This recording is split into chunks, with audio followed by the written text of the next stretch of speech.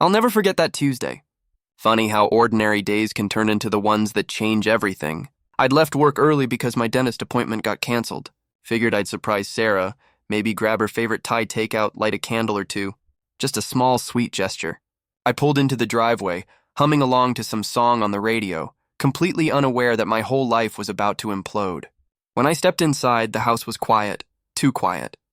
Then I heard it. A sound upstairs. At first I thought maybe someone had broken in. My pulse spiked and I froze. But then I heard her laugh.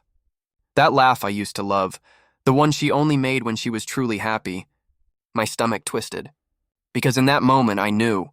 I didn't want to believe it, but deep down I already did. I climbed the stairs slowly, every step heavier than the last. And when I opened the bedroom door, the world just stopped. There they were, Sarah and my brother, tangled up in the life I thought we shared. My life, our bed. The same bed we picked out together at IKEA, arguing over whether firm or medium firm was better. The bed where I once got down on one knee and promised her forever. Sarah screamed, clutching the sheets like they could hide the truth. Kyle just stood there, frozen, his face drained of color. I didn't yell. Didn't throw a thing. I just stood there, completely still, while my entire reality shattered in silence. And somehow my voice came out calm. Too calm. "Get out," I said. Just 2 words, but they carried everything I felt. Kyle ran out half-dressed, fumbling with his clothes, while Sarah started sobbing, begging me to listen. But I couldn't. I just couldn't. I told her I'd be staying at a hotel and she needed to be gone by the time I got back. Then I left. That night, I sat in that hotel room staring at the wall until morning. Didn't cry, didn't scream. I just sat there, completely hollow. I ordered food I couldn't eat, turned on the TV I couldn't watch, and replayed it all in my head on a loop. The betrayal. The disbelief.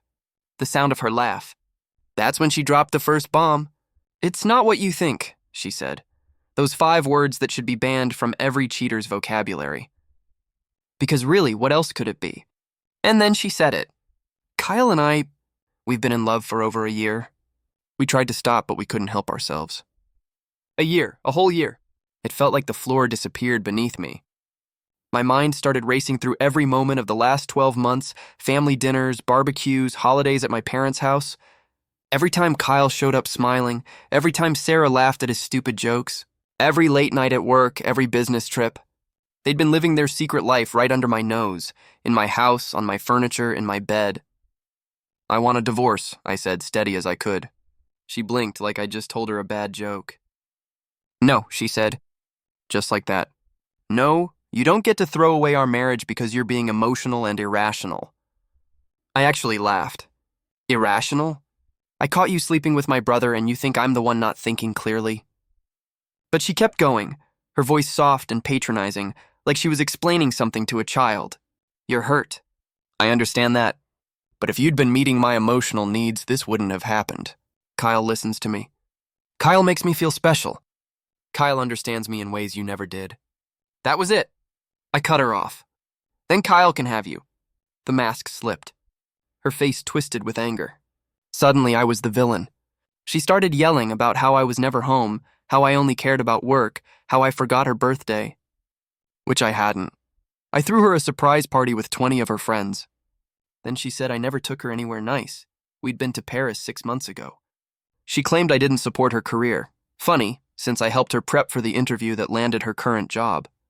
It was like she had a script of lies and was determined to hit every note. I didn't argue. I just let her rant until the words lost meaning, packed a bag, and left. That night I stayed at my buddy Marcus's place. 2 divorces under his belt, so he knew the playbook. He poured me a whiskey, listened, and said, "Lawyer up, fast." And he was right. So I called my parents that night, thinking, stupidly, that they'd be on my side. They weren't. "Now, son," my dad began, that disappointed teacher tone he never quite dropped. "I know you're upset, but family is family. These things happen. Sarah's a good woman, and Kyle, well, you know how he is with the ladies." I stared at the phone, stunned. "If I'd what, Dad? Been a better husband so my wife wouldn't sleep with my brother?" "Don't be crude," my mom cut in.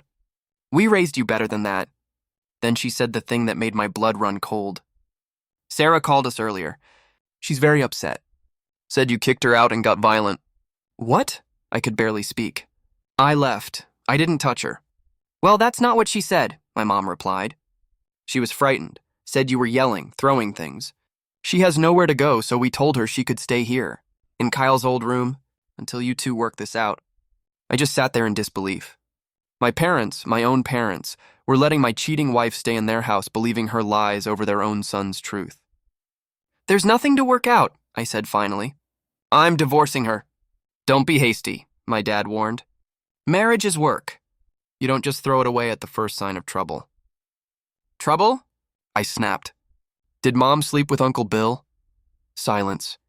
That's enough, my mom said sharply. We didn't raise you to be vindictive. Sarah made a mistake. You need to forgive her. A mistake. That's what they called it. A year-long affair with my brother was just a mistake. I hung up. Blocked them all, Sarah, Kyle, my parents. I was done. The next week blurred together. Meetings with lawyers, paperwork, endless calls with banks. That's when I found out Sarah had been siphoning money from our joint account, $15,000 gone. When my lawyer confronted her, she said it was for household expenses. Household expenses that apparently included hotel rooms. The Riverside Hotel downtown. $300 a night. My card, my name, my money. They'd stayed there at least a dozen times. I'd been paying for my wife to cheat on me. My lawyer, Frank, a grizzled old guy who looked like he'd seen the apocalypse and lived to file the paperwork, just shook his head. Kid, he said, document everything. Every text, every email, every receipt. Don't give them a single inch. So I did. I went through every statement, every transaction, every date. Hotel bills, restaurant tabs, jewelry purchases from February.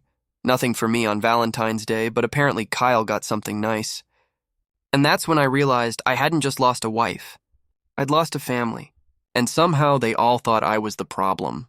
Then came the plane tickets. Miami, March. The same week she swore she was at a marketing conference in Chicago. That was the moment everything clicked into place. I didn't even feel angry anymore, just hollow. Like the betrayal had run out of ways to hurt me. So I went into cleanup mode. Changed every password, moved my money into a new account, scrubbed her from my life piece by piece. Netflix, Hulu, Amazon, gone. Petty? Maybe. But when she texted me, begging for the new passwords, I'll admit, leaving her on red felt good. A tiny, quiet kind of revenge. Then, 3 weeks after D-Day, a knock at my door changed everything again. I got served. But not divorce papers, no. Sarah was suing me for emotional damages. According to her lawsuit, I'd falsely accused her of infidelity, kicked her out of her home without notice, turned her family against her, publicly humiliated her, and threatened her safety through violent behavior. She was seeking $150,000 in damages. I actually laughed out loud, the kind of laugh that comes out sharp and humorless. Frank, my lawyer, laughed too when I showed him. This, he said, squinting over his glasses, is the dumbest thing I've seen in 30 years of practice. But it got better. She's represented by... He flipped the page and stopped. Kyle Mitchell, my brother. My brother was representing her. The same man who wrecked my marriage was now trying to bleed me dry in court. Can he even do that? I asked, staring in disbelief. Technically, yes, Frank said, sighing. Ethically? Not so much. But don't worry. He's going to get destroyed. This whole thing's a joke. Then Frank showed me the witness list, and that's when the laughter stopped. My parents, Richard and Linda, they were listed as her witnesses. They were going to stand up in court and testify that I was a neglectful husband who drove her straight into Kyle's arms. I just sat there numb as Frank kept reading, 3 of Sarah's coworkers ready to call me controlling. Her therapist claiming I caused her emotional trauma. Her best friend, Melissa, swearing I'd been emotionally abusive for years. I should have been furious. But instead, this strange calm came over me. Because I realized something, they were all too confident. They thought they had me cornered. Thought I'd cave, settle quietly, let them rewrite the story. They'd spent so long manipulating the truth that they actually believed their own lies. They had no idea what was waiting for them. Frank, I said, I want to countersue for adultery, fraud, theft of marital assets. Everything we can hit them with. And I want this to go to trial. Frank grinned. Now you're thinking like a winner. Let's bury them. See, I'm a software engineer. Tech is what I do. And our house? It was wired like Fort Knox. 2 years ago, after a break-in scare, I'd installed a full security system. Cameras in the living room, kitchen, every entrance, even the bedroom. Sarah knew about most of them. She's the one who wanted the bedroom camera after watching some true crime show. I'd completely forgotten about that until Frank asked, "You got any proof besides walking in on them?" And then it hit me. I logged into the cloud storage, pulled up the footage, and went back 3 months. There it was. Crystal clear, 1080p evidence. Different days. Different angles. My wife and my brother everywhere. In my bed, on my couch, against my dining table. Even once in the shower. Impressive logistically, disgusting in every other way. They never even looked at the cameras. Too wrapped up in each other to notice they were documenting their own downfall. I made copies. Encrypted backups. Send everything to Frank through a secure transfer. He watched one clip and nearly fell out of his chair. "Do you have any idea what you've got here?" He said, eyes wide. "This doesn't just prove your case. This nukes theirs. If they claim you're lying, boom, video. If they claim emotional distress, we show she caused it. If your parents take her side, we can show them exactly what they're defending." "I want to wait," I said. "Wait. For what?" "Let them build their case. Let them feel safe. Let them swear under oath. Then we drop it all at once." Frank leaned back, a grin spreading across his face. "You're a cold son of a gun," he said. "But I like it. You're going to let them bury themselves, and then you'll hand the judge the shovel." So that's exactly what I did. For the next 2 months, I played along. Gave them just enough in discovery to make them think they knew everything. Bank statements, emails, texts. Nothing that hinted at the videos. Meanwhile, Sarah painted me as the cold, work-obsessed husband who never listened, never cared, never loved her the way Kyle did. She even claimed I mocked her career, belittled her friends, and refused counseling. We'd never even talked about counseling, but sure, why not add that to the script? Kyle's legal work was laughable, like a bad actor doing his best. "Objection, Your Honor." Impression from a courtroom drama. Big words. Zero substance. And me? I waited in silence. Because I knew the day would come when the truth would walk into that courtroom on its own legs, clear, undeniable, and in perfect 1080p. Kyle's legal filings read like a bad soap opera, lots of dramatic words about psychological warfare and cruel behavior, but not much actual law. Frank said it best. It's like watching someone try to perform surgery after binging Grey's Anatomy. Then came my parents' statements. They wrote about what a difficult son I was, how I'd always been cold, distant, how Sarah had supposedly confided in them for years about my emotional abuse. They even described incidents that never happened. Times I allegedly yelled at her in front of them, forbade her from visiting them alone, monitored her phone. Reading those pages, it broke something inside me. Because betrayal from a spouse is one kind of pain, but betrayal from your parents, the people who raised you, who taught you to tell the truth, hits a place you didn't know existed. They were lying, under oath for her, against me, and that's when something inside me shifted. I stopped feeling hurt and started feeling clear. If they wanted to burn that bridge, fine. I'd bring the gasoline. The depositions were fascinating in a twisted way. I watched them all through a video link, sitting in silence as each person played their part in the story they'd built. Sarah went first, calm, composed, the picture of fragile innocence.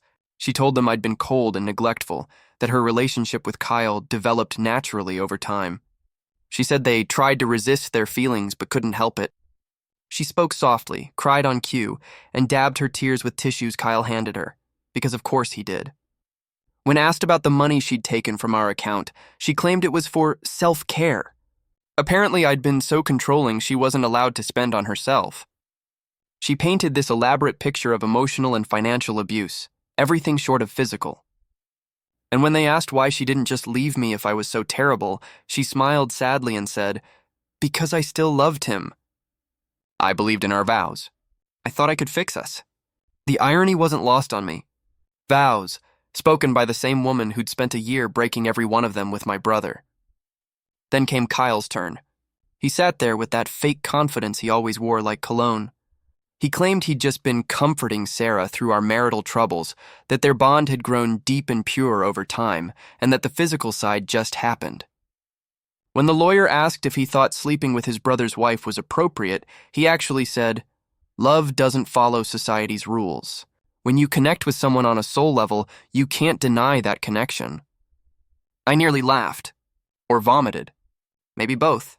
Then came the part that made my blood run cold. Kyle admitted he'd told my parents about the affair. Said they were understanding. Said they supported him and Sarah. Said they even believed she was better suited for him than for me. So they'd known. The whole time. My parents knew and still chose her. By the time my own deposition rolled around, I was done playing nice. I told the truth, plain and simple. Yes, I worked a lot. Because that's what software engineers do. Yes, our marriage had issues. Whose doesn't? No, I never laid a hand on her, never abused her, never kicked her out. I left that night to avoid a fight, not start one. When it was Kyle's turn to question me, he leaned forward and asked, "Do you have any proof of the affair beyond walking in on us?" "Yes," I said calmly. "What proof?" "You'll find out at trial." He smirked. "Mr. Mitchell, you're required to disclose all evidence during discovery." "I have," I replied. "There's a clause in there about the home security system. Your client signed the installation agreement. Maybe you should read it." The look on his face was priceless. He started flipping through pages like a man searching for a parachute on a falling plane. Frank just sat there, arms crossed, watching quietly with that little smile of his. "I'll need copies of any footage you intend to use," Kyle stammered. "You'll get them," Frank said smoothly, "according to the court's timeline. We're under no obligation to hand them over early." That's when Kyle knew. He didn't know what we had, but he knew it was bad. The problem was he couldn't stop now. They'd built their entire case on Sarah's version of events, her lies, her tears, their story. To back down now would be admitting the whole thing was fake. So they doubled down. The trial was set for 6 months after I got served. 3 months in, Frank filed our countersuit: alienation of affection, fraud, breach of fiduciary duty, emotional distress. We went for $300,000, double what she wanted. 2 weeks before trial, Kyle, ever the genius, filed a motion for summary judgment, claiming their evidence was so overwhelming that we should settle and pay the full amount, plus legal fees. He even attached affidavits from Sarah's co-workers, her therapist, her best friend Melissa, and my parents, every one of them swearing I was a monster. Frank just chuckled. "Watch this," he said. He filed our opposition with a single screenshot, just one still from one of the videos. Nothing explicit, just Sarah and Kyle in an intimate embrace on our couch, timestamp clearly visible. Underneath it, one simple line. "The defendant possesses approximately 40 hours of video evidence demonstrating that the plaintiff's testimony is entirely fabricated." 40 hours. That's how much footage there was. Every moment of their affair, every lie, every betrayal, all in crystal clear HD. The judge denied their motion so fast it probably set a state record. Within 2 hours, the order came back. Motion denied. "Trial will proceed as scheduled." Kyle tried to call me. I didn't pick up. Sarah emailed me. I deleted it. My parents left a voicemail saying we should talk like adults before trial. I blocked them all again. 3 days before court, Kyle made one last desperate move. He filed an emergency motion to exclude the video evidence, claiming it violated Sarah's privacy. Frank had been waiting for this. He fired back with the signed camera agreement, the posted notice in our home, and the fact that the bedroom camera was Sarah's idea. Motion denied. They were trapped. Their whole case, every lie, every accusation, was about to collapse under the weight of their own arrogance. And yet, they went through with it. Pride, ego, stupidity, whatever it was, they still showed up. The morning of the trial, Sarah walked in wearing a modest dress, her hair pulled back, minimal makeup. She looked fragile, pale, the perfect image of a broken, misunderstood woman. Kyle, on the other hand, looked like a kid playing lawyer. His suit was too big, his tie too tight, his hands trembling as he shuffled his papers. And me? I just sat there, calm, waiting. Because I knew the moment the truth hit that courtroom, it would be louder than anything they could ever say. The courtroom felt colder that morning. Maybe it was just me. My parents sat a few rows behind Sarah and Kyle, stern, unreadable, pretending this wasn't tearing our family apart. They looked older than I remembered. Dad's hair had gone almost completely gray. Mom's shoulders slumped, her face drawn from sleepless nights or maybe guilt, though I doubted it. I walked in with Frank carrying nothing but a laptop, a thumb drive, and a quiet fire inside me. He looked calm. I looked collected. We weren't there to argue. We were there to end this. I'd gotten a fresh haircut the day before, wore my best suit, polished shoes, the whole deal. I wanted the judge to see the difference between their chaos and my control. Sarah's lawyer, Kyle, the other Kyle, called her to the stand first. She stepped up, voice trembling, hands shaking just enough to look believable. Then she began her performance. She talked about our marriage like it was a prison. How I worked 60 to 70 hours a week, how I never took her out, how I criticized her for spending money, made her feel small and invisible. She said she'd been drowning in depression and anxiety and that Kyle, my brother, was her lifeline. Her voice cracked right on cue. She dabbed her eyes with a tissue, conveniently handed to her by her lawyer, who nodded along like a proud director watching his lead actress nail her scene. Then she twisted the knife. She said the day I caught them, Kyle had just come over to talk. They were just sitting on the bed, fully clothed, when I burst in screaming, threw a lamp, and called her horrible names. She said she'd never been so scared in her life. It was Oscar-worthy. Even the judge looked sympathetic. The court reporter had glassy eyes. And Frank, God bless him, didn't object once. He just let her keep digging. One by one, her supporting cast took the stand. Her co-workers talking about how I'd once shown up at her office looking angry, never mind that I was dropping off her lunch because she skipped her break. Her therapist, who'd never even spoken to me, talked about her severe PTSD from my supposed emotional abuse.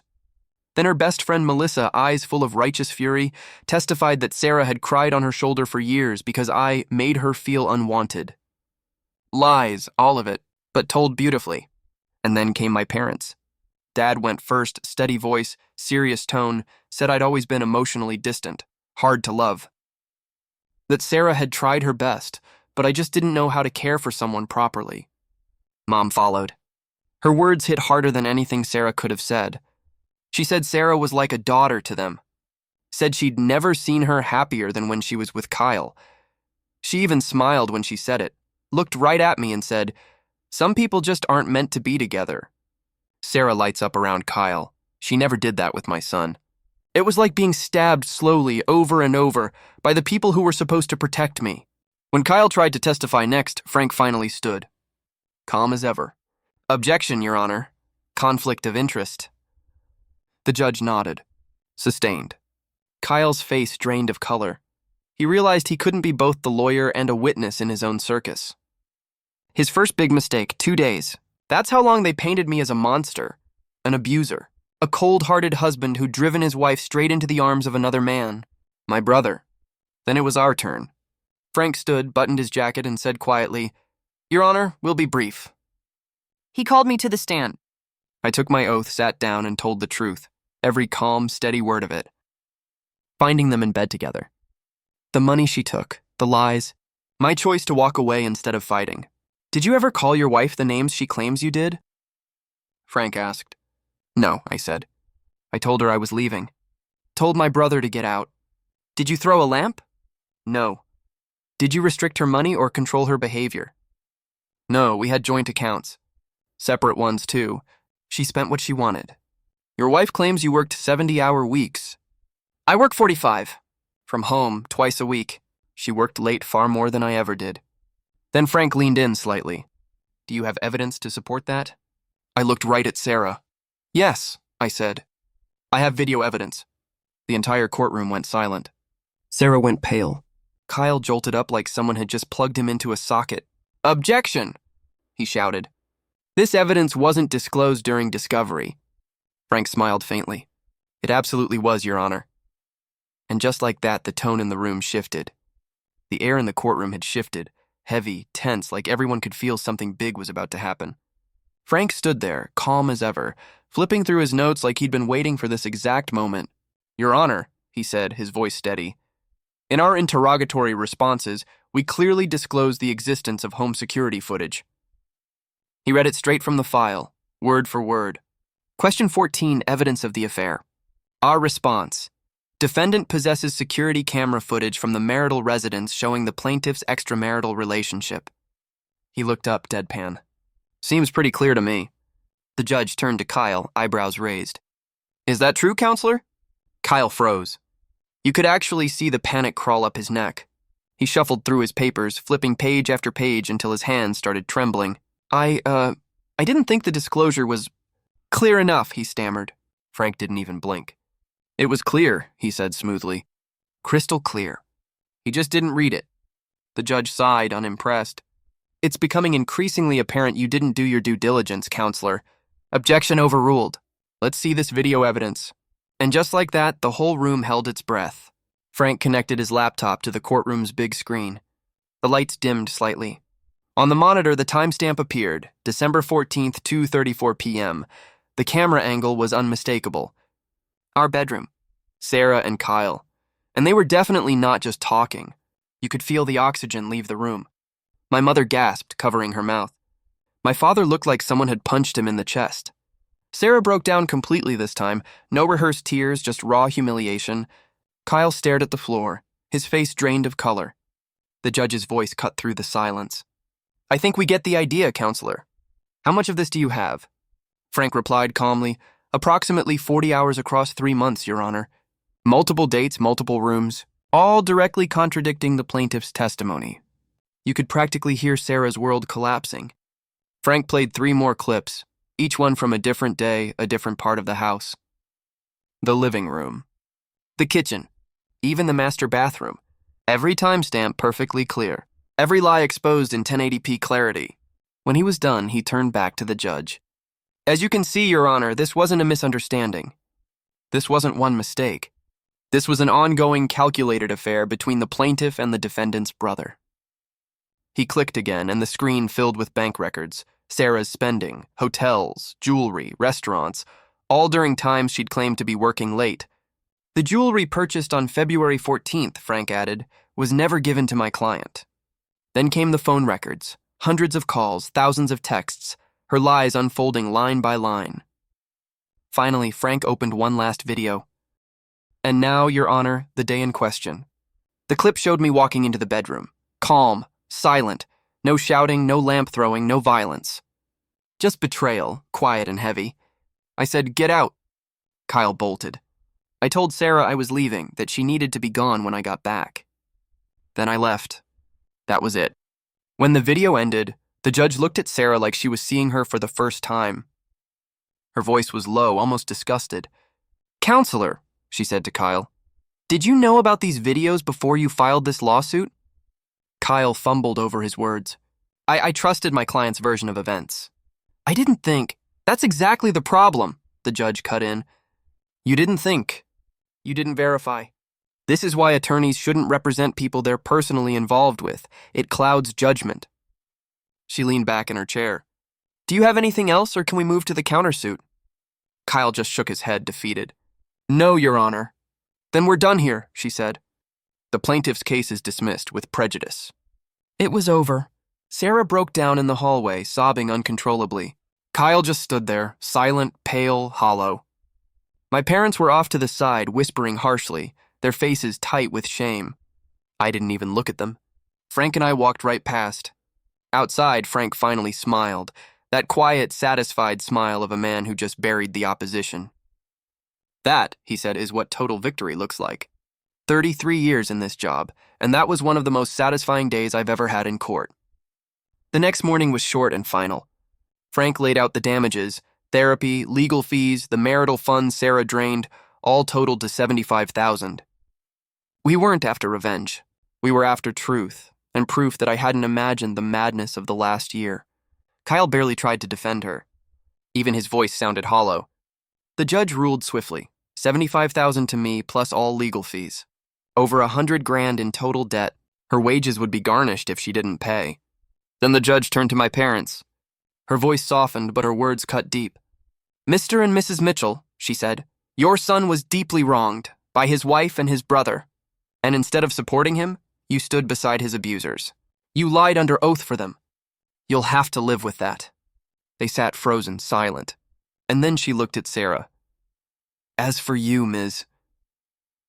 Would you like me to continue from that exact moment, the judge's final words to Sarah and the emotional fallout right after?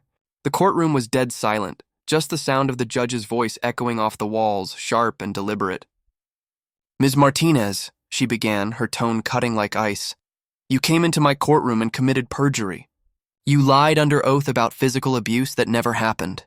You fabricated a story of domestic violence to gain sympathy and money. That's not just unethical. That's criminal." Sarah's face went pale. The judge wasn't bluffing. "I'm referring this case to the district attorney's office for potential prosecution," she continued. "Perjury, jail time." You could see the exact second it hit Sarah. Her breath caught, eyes wide, everything crumbling. Then the judge turned her attention to Kyle. "Mr. Mitchell," she said, "as an attorney, you should have known better. You took a case you were personally involved in without even bothering to do your due diligence. Your conduct was reckless, frankly embarrassing to the legal profession." She paused, staring him down. "I'll be recommending that the Bar Association review your handling of this case. You may find yourself facing disciplinary action." Then came the sound that ended it all, one sharp bang of the gavel. "Court dismissed." It was over. Frank shook my hand on the courthouse steps, sunlight hitting the side of his face. "Congratulations, kid," he said with a small, satisfied grin. "That was one of the most satisfying cases I've ever worked. Total victory. They got destroyed. And he was right. I'd won. On paper, it was a perfect victory. But standing there, watching them all scatter, the woman I once loved, my brother, my parents, I didn't feel victorious. I just felt empty. Like I'd survived something but lost too much along the way. That was 3 months ago. Since then, Sarah's been calling nonstop. Voicemails, emails, new numbers every week. She's broke now, living in some rundown apartment, working retail after losing her marketing job. Word about the lawsuit spread fast. Turns out, companies don't line up to hire someone who lies under oath. Her messages always sound the same, broken, desperate. "Please, just call me back. I'm drowning. The garnishment takes half my paycheck. I can barely afford food. My parents won't help me. I made a horrible mistake. Haven't I paid enough? Please, forgive the debt. We meant something once." I listened to that one, all the way through. Then I deleted it, blocked the new number. Again. There's a cruel irony in it. The woman who sued me for emotional distress now causing her own by refusing to face reality. Kyle didn't fare any better. He lost his sales job. Apparently, sleeping with your client's brother's wife doesn't look great on a resume. Someone from his company was at the trial. He was fired within a week. The Bar Association's investigating him now, too. Might lose his license. Last I heard, he's selling used cars on commission. The once golden child, now trying to convince strangers to buy 10-year-old Hondas. And my parents? They finally reached out. Sent a long email. Pages of apologies about how they'd been manipulated, how they'd seen the truth now, how they want to move forward as a family. Pretend none of it ever happened. But I can't, not yet. Maybe not ever. I didn't respond to any of them. Because sometimes, even when you win, really win, there's no celebration. No music swelling. No peace, just silence. And the quiet realization that you're standing in the ashes of everything you thought was real.